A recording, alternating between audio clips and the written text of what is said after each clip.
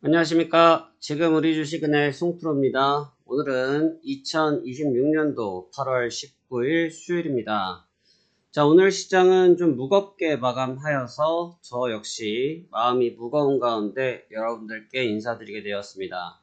하지만 내용이 어렵고 마음이 아프지만 중요한 것은 저희가 분석해 드리고 있는 내용들이 어떻게 보면 변함없이 시장에서 적중하고 있다는 것이 가장 중요할 것이고요. 그렇기 때문에 제 내용이 중요하다기보다 설명드리고 있는 데이터를 충실하게 이해하시면서 시장을 따라가셔야 오늘 같은 급락이 나오더라도 여러분들의 우려감이 줄어들 수 있다는 말씀을 드리고 싶습니다. 그렇다고 하면 오늘 내용 시작하겠습니다. 고질병이 발생한 코스피 정확한 핵심 분석이란 내용 가지고 설명드릴 텐데요. 지난주부터 계속 분석해드리고 있는 내용의 연속성이라 보시면 될 것 같습니다. 먼저 오늘 새벽 마감했던 다우지수는 전일 대비 0.22%, 나스닥은 1.33%, S&P는 0.69%로 조정 마감하였습니다. 중동 불안감이 지속되고 있는 가운데 트럼프 대통령이 동맹국에 대한 압박을 지속하고 있는 상태에서 이란 외무장관은 미국과 이란의 전쟁에 대해서 휴전보다는 종식을 희망한다는 의견을 제시하기도 했습니다. 결국은 동상이몽을 꿈꾸고 있는 것 같고요. 트럼프 대통령은 완전한 항복이 아니면 받아주지 않겠다라는 입장이고 이란은 어떻게든 상황을 정리하겠다는 입장인데 트럼프 대통령이 결국은 키를 들고 있는 것으로 생각이 되었습니다. 이러한 가운데 인플레이션의 영향을 받을 수밖에 없는 상황 속에서 오늘 내일 새벽이죠. FOMC 의사록이 공개가 될 예정이고요. 이미 발표된 내용이지만 세부적 내용에 대해서 시장은 긴장감을 가지고 지켜볼 가능성이 높고 특히나 FOMC 결정이 있을 때는 이와 같은 이슈가 없었던 상태라고 볼 수 있는데 결국 MOU가 종결되면서 지정학적 리스크가 다시 압박을 심화시킬 것으로 평가됩니다. 자, 이 결과 국채금리는 4.684로 소폭 조정받긴 했습니다만 장기채 금리들 30년 물채들이 계속해서 올라가고 있는 모습을 보이면서 물가에 대한 불안감을 키우고 있는 입장이고요. 이와 같이 물가에 대한 압박을 높였을 때 증시가 버틸 에너지가 얼마큼 있을지는 사실 장담하기 쉽지 않은 것이 현 상황이다라고 분석이 됩니다. 국제유가는 다소 멈춰있긴 합니다만 여전히 강세가 지속되고 있고요.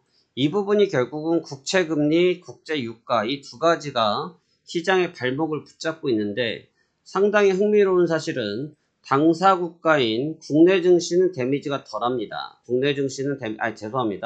국내 증시가 데미지를 덜 세게 받고 있고 당사국들은 오히려 영향을 좀 덜 받는 조금 모순이 있는 흐름을 보이고 있는데 그것은 바로 이제 환율과 외국인 투자들이 대외 투자를 하고 있는 부분에 대해서 빠르게 자금을 이동하고 있는 과정이 나타나고 있기 때문에 그렇다고 분석됩니다.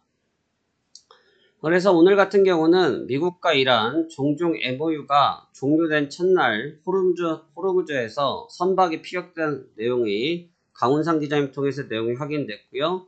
호르무즈를 지금 통과하는 선박수가 급격하게 줄어들고 있다는 기사 내용이었습니다. 역시나 중동 부담이 있고요. 근데 여기다 지정학적 부담이 있는 상태에다가 캐나다에 대해서 50% 관세를 매기겠다라는 부분 역시나 김현숙 기자님께서 제시해준 내용인데 말씀처럼 타결 확률이 절반 이하 사실 타결이 잘 안되는 스타일이기 때문에 분위기가 냉랭하다는 기자 내용이 있었습니다. 자, 필라델피아 반도체 지수가 요즘은 뭐라고 말씀드렸습니까? 주가의 가장 중요한 길잡이라 말씀드렸습니다. 전장 대비 4.98% 급락하면서 반도체 지수들이 하락하는 모습을 보였고요. 이 여파로 마이크론 테크놀로지 7%, 샌디스크 9%, 엔비디아 2.3%, 베타 4%, 인텔 6% 조정받으면서 낙폭을 너무 키운 점이 있지 않을까라는 부담감이 좀 보여지는 부분이 있었습니다. 해당 부분은 좀 신경을 좀 쓰이는 부분이네요. 왜 그러냐 하면 현재같이 반도체 주가가 어제 마이크론 테크놀로지가 제가 첨부를 다시 확인했다라는 얘기를 어제 분명히 드렸는데 단 하루 만에 무너지면서 시장 분위기가 너무나 급격하게 변하는 경향이 좀 있고 문제는 이렇게 움직이면서 자금의 이동 역시 빨라질 수 있기 때문에 대비태세가 필요하다고 생각이 좀 됩니다.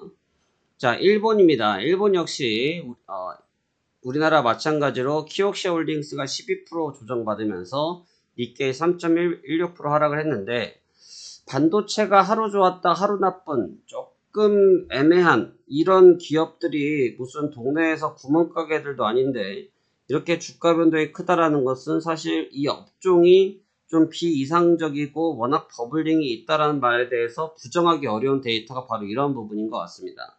이렇게 변동성이 크면 안 되죠. 이런 종목들이, 이런 기업들의 주가는 이렇게 변동성이 크면 안 됩니다. 이렇게 크면 증시가 받을 충격이 너무 크다라는 거죠. 그래서 사실 글로벌적인 문제가 지금 도달하고 있다는 점을 볼 수 있겠습니다. 제가 그동안 환율은 1,400원 이하 구간대까지는 조용히 있어야 된다라는 말씀을 드렸는데, 결국 오늘 환율이 1,400원이 붕괴가 되면서 1,397원까지 조정받으면서 마감이 됐습니다. 환율의 급락세가 좀 이어지고 있고요. 제가 계속 말씀드렸지만 환율은 1,500원 쪽으로 흘러가기는 쉽지 않습니다. 그렇다고 1,400원을 쉽게 깨지 않는 그림이기 때문에 오늘 일시적으로 붕괴가 됐습니다만 재차 안착하는 시도가 나타날 가능성이 높겠습니다만, 기본적인 기조는 환율이 다운그레이드 되고 있는데, 문제는 환율이 다운그레이드가 될 때 외국인들이 그 환율을 환차손을 이용해서 주식을 사주면 땡큐인데, 그러지 아니한다라는 증거는 뭐냐면 오늘처럼 주식을 매도하면서 환율이 같이 떨어지는 것은 외화가 빠져나간다는 개념으로 볼 수도 있기 때문에 좋은 그림은 아니다. 그래서 환율이 내려갈 때는 외국인들이 주식을 사줘야 효과가 있는 것이지, 주식을 사주지 않으면 효과가 없다. 이 점 기억하셔야 됩니다. 자, 국내 증시이다. 오늘 코스피 지수는 5.8%, 그 다음에 코스닥 지수는 1.17%로 마감이 됐는데, 제가 어제 코스피 지수에서 설명드렸습니다. 실질적으로 매도 사이드카가 걸렸다라고 말씀드렸는데, 오늘은 전일 충격에 그대로 노출되면서 매도 사이드카가 발동이 됐고요. 어제 7,300이었으니까 얼추 하루 만에 이틀 만에 900포인트 까진 겁니다. 그만큼 변동성이 나빠진 것이고, 제가 말씀드렸죠. 우리나라의 고질병입니다. 반도체, 대형주 중심의 매매, 대형주 중심의 흐름, 이 부분에서 외국인과 기관이 동시에 빠져나가면 하나도 지지력을 만들어내지 못하는 취약점이 고스란히 드러났던 날이었고요. 역시나 업종에서 제일 비중이 큰 반도체 장비 쪽 반도체가 다 싹쓸이 되면서 무너지면서 흐름이 다 꺾였고, 어제보다 제약과 전기제품 이쪽의 낙폭은 덜했죠. 어제는 새파랬지 않습니까? 오늘은 덜하긴 한데 등치가 이만한 친구가 깨져버리니까 효과가 없었습니다. 그래서 하방 압력이 너무 큰 상태였다라고 보시면 좋겠고요. 오늘 송현주 기자님께서 쓴 내용이 참 의미가 있어서 제가 좀 빌려왔습니다. 거래량이 89% 급감했는데 당일 종목 레버리지 배율주 좀 검토해야 된다라는 얘기를 하셨는데요. 예탁금이 1,000만원에서 3,000만원 늘어났고 일평균 거래량이 11조 7천억에서 1조 3천억 줄어들었는데, 이 레버리지 비율도 줄여야 된다는 얘기입니다. 맞는 이야기죠. 하지만 제가 말씀드리고 싶은 부분은 뭐냐면 여기에 보태고 싶은 얘기가 있습니다. 여기가 보태고 싶은 얘기는 뭐냐면 손대지 말라는 겁니다. 손을 대기 때문에 계속 문제가 생기는 겁니다. 손을 대지 않으면 처음부터 발생되지 않았을 문제였고, 안 그래도 변동성이 컸었기 때문에 레버리지를 굳이 손댈 필요가 없었거든요. 근데 레버리지를 만들어내서 시장을 입한국을 만들어 놨기 때문에 또 여기에다가 예탁금을 올리고 투자 제한을 하고 교육 이수를 시키고 계속 뭔가를 만들어내는데, 이건 진입장벽이 아니라 이미 시장에서 만들어진 상황이 있기 때문에 손을 대면 손을 댈수록 이건 커지는 게 아니라 작아져 버립니다. 그래서 시장은 오히려 부담을 더 받을 수밖에 없기 때문에 차라리 손을 아예 안 대는 것이 좋겠지 않을까라는 의견을 하나 더 첨부하고 싶고요. 오늘 10개월 만에 환율이 1,400원이 무너졌다라는 점 나와 있고요. 제가 말씀드렸죠. 손원지 기자님께서 쓰신 내용인데, 환율은 제가 계속해서 내려가는 구조라고 말씀을 드렸습니다. 왜? 1,500원이라는 구간은 역사적 구간이었고요. 통상적으로 1,400원 밴드에서 놀아줘야 되는데 너무나 상단 밴드에서 강하게 밀어붙였고 정부구에서 1,500원대에서 강하게 프레스를 했기 때문에 그 이상에서 환율이 놀기는 쉽지 않은 상태라고 볼 수가 있겠죠. 그래서 환율과 관계없이 외국인 투자자들은 오늘 3조 5천억에 갖다 팔았고요. 기관들도 사실 시장 방할 생각이 별로 없는 것 같습니다. 1조 3천억. 맨날 기관들은 자기들은 주식 사야 된다고 기사를 맨날 내보내는데 왜 안 사는지 참 모르겠어요. 그래서 저는 사실 기관들이 내고 있는 리포트를 하나도 믿지 않습니다. 기관 쪽 리포트를 저는 가장 싫어하고요.